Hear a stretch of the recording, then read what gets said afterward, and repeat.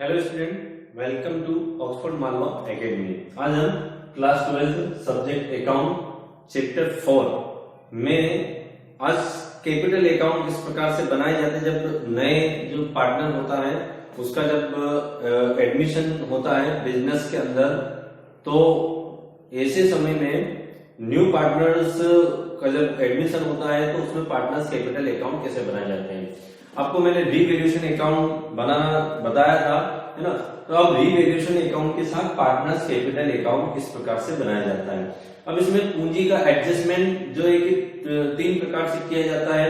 जब at present उसकी capital दी हो, है ना, और जब जो न्यू पार्टनर है उसकी कैपिटल के अकॉर्डिंग ओल्ड पार्टनर की पूंजी को एडजस्टमेंट किया जाता है, और थर्ड वाला है ओल्ड पार्टनर की कैपिटल के अकॉर्डिंग उसको न्यू पार्टनर को अपनी कैपिटल लानी होती है। मतलब ये जो कैपिटल जो अकाउंट है ये 3 मेथड से किया जाता है। पहली मेथड कौन सी है इसके अंदर, जब न्यू पार्टनर की कैपिटल दी होती है कि वो इतनी कैपिटल लेकर बिजनेस के अंदर आ रहा है ना।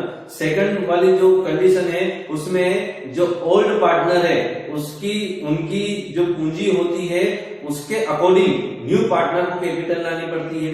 और थर्ड वाली मेथड कौन सी होती है, न्यू पार्टनर की कैपिटल के अकॉर्डिंग जो ओल्ड पार्टनर है वो अपनी पूंजी का एडजस्टमेंट करते हैं। तो इसके अंदर आज हम पहली मेथड ही समझेंगे जो एग्जाम में आने लायक जो मेथड है वो है, मतलब इसके अंदर कैपिटल दी होती है ना। इसके लिए हम एग्जाम्पल 21 समझेंगे, ठीक है। एग्जाम्पल 21 बुक के अंदर आपको मिल जाएगा ये एग्जाम्पल 21 अजय और बलदेव वाला, ठीक है। अजय और बलदेव वाला जो एग्जाम्पल है वो आपको बुक के अंदर मिल जाएगा। अच्छे से आप इसको आप समझना, है ना। आप रीवैल्यूएशन अकाउंट के बारे में आप समझते हैं कि रीवैल्यूएशन अकाउंट क्या होता है। असेट्स की वैल्यू में इंक्रीज हो तो क्रेडिट साइड में, डिक्रीज हो तो डेबिट साइड में, ठीक है। लायबिलिटीज की वैल्यू में इंक्रीज हो तो डीआर साइड में, और डिक्रीज हो लायबिलिटीज में, कमी हो तो सीआर साइड में, ठीक है।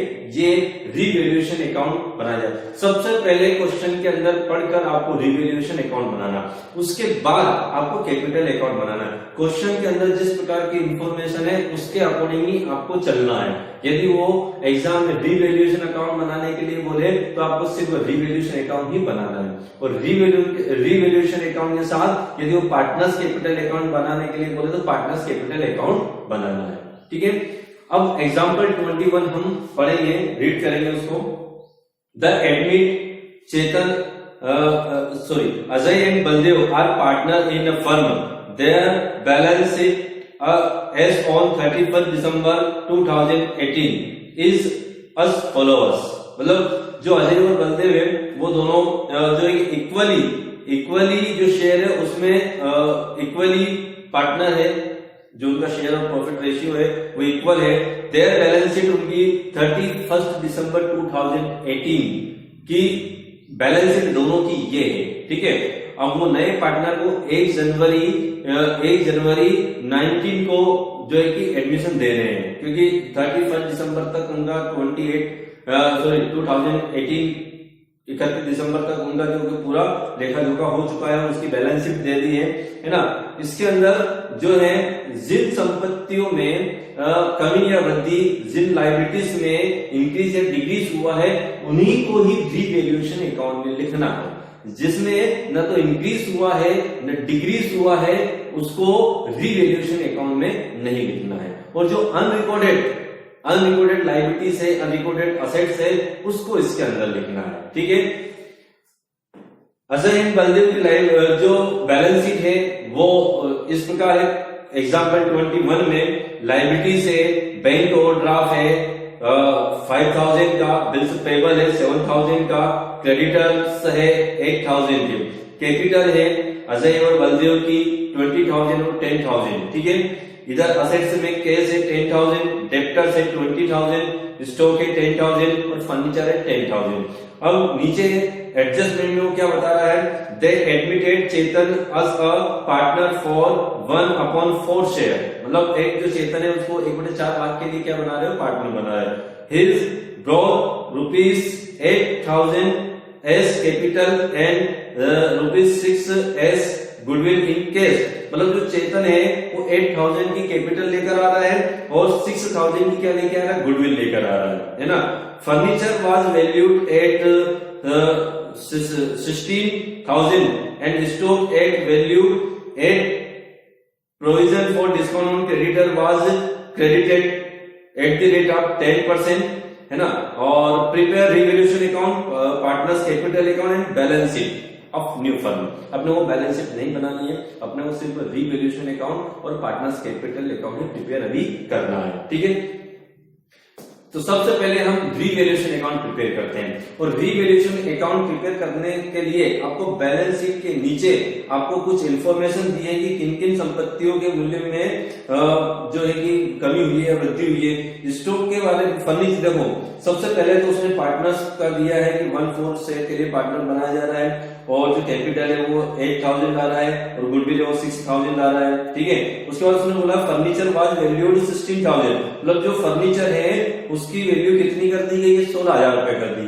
अब जो ओल्ड फर्नीचर है वो असेट साइड आप देखना वो कितने का है, 10,000 का है और जब न्यू फर्नीचर की वैल्यू कितनी कर दी गई है, 16,000 कर दी है ना। अब उसमें 6,000 क्या हो गया, इंक्रीज तो फर्नीचर की वैल्यू क्या हो गई, बढ़ गई, तो बाय फर्नीचर 6,000, ठीक है, उसकी वैल्यू बढ़ गई। नेक्स्ट है स्टॉक का, जो स्टॉक जो है वो उसका मूल्य कहां तक रखा जाएगा, stock at 8,000, stock at 8,000, stock को 8,000 तक रखना है, ठीक है। तो अब पुराना स्टॉक अपना कितना है, 10,000 का है, अब उसको कितना रखना है, 8,000, उसकी वैल्यू 2,000 से क्या हो गई, कम हो गई है, तो ये 2,000 संपत्ति का असेट्स का मूल्य यदि डिक्रीज हो तो डीआर साइड में 2,000 लिख दिया। नेक्स्ट पॉइंट है इसके अंदर जो क्रेडिटर है उसके डिस्काउंट पर प्रोविजन करना 10%, तो इससे क्रेडिटर क्या हो जाएंगे, कम हो जाएंगे। और लायबिलिटी से यदि कम हो, यदि लायबिलिटी से यदि कम हो तो किस साइड में, क्रेडिट साइड में, तो ये 10% है ना, इसका 10%, क्रेडिटर कितने आपके 8,000 है, उसका 10% निकाला तो ये सीआर साइड में, है ना। इस प्रकार से इन दोनों साइड का अपने टोटल लगाया तो कितना आया 6,800 और इस साइड का है 2,000 माइनस किया तो 48 जो है 100 क्या आ गया आपका प्रॉफिट आ गया, ठीक है। इस प्रॉफिट को दोनों पार्टनर में क्या कर देंगे, इक्वली क्या कर देंगे, डिवाइडेड कर देंगे, तो कितना आ जाएगा 2,400 और 2,400। तो यहाँ पे अजय का जो प्रॉफिट है वो कैपिटल अकाउंट में 2,400 जाएगा और इसका कितना जाएगा 2,400, दोनों को इक्वली डिवाइडेड कर दिया। अब बनाते हैं partners capital account. Partners capital account बनाने के लिए आप बैलेंस शीट के असेट्स लायबिलिटी साइड जाएंगे, है ना। लायबिलिटी साइड में सबसे पहले इस पक्ष की शुरुआत करेंगे। सबसे पहले कैपिटल, जो पार्टनर्स कैपिटल है उसमें हम क्रेडिट साइड का जो एक्सेप्ट है वो प्रिपेयर करेंगे, है ना। सबसे पहले बैलेंस शीट की लायबिलिटी साइड जाएंगे और जो ओल्ड पार्टनर है उनकी बैलेंस शीट उठा के लाए, उनकी जो कैपिटल है वो हम लिखेंगे कितनी है, अजय और बलदेव की कैपिटल कितनी है, अजय की 20,000 और बलदेव की 10,000 कैपिटल है, ठीक है, ये लिख दिया। यदि कोई अनडिवाइडेड प्रॉफिट हो तो उनके ओल्ड रेशियो में बांट देंगे, कोई ओल्ड जनरल रिजर्व हो तो उनके ओल्ड जो रेशियो उसमें हम क्या करेंगे, डिवाइडेड कर देंगे। बस ये तीन चीज आपको लायबिलिटी साइड से बैलेंस शीट से उठा के लानी है। जब आप पार्टनर्स कैपिटल जो है क्रेडिट साइड कंप्लीट करो तो बैलेंस शीट के लायबिलिटी साइड जाकर तीन चीजें उठा के लाना, पार्टनर्स की कैपिटल, है ना, रिजर्व और अनडिवाइडेड प्रॉफिट, है ना। अब सिर्फ पार्टनर्स कैपिटल है और बाकी दोनों चीजें नहीं है तो छोड़ देना।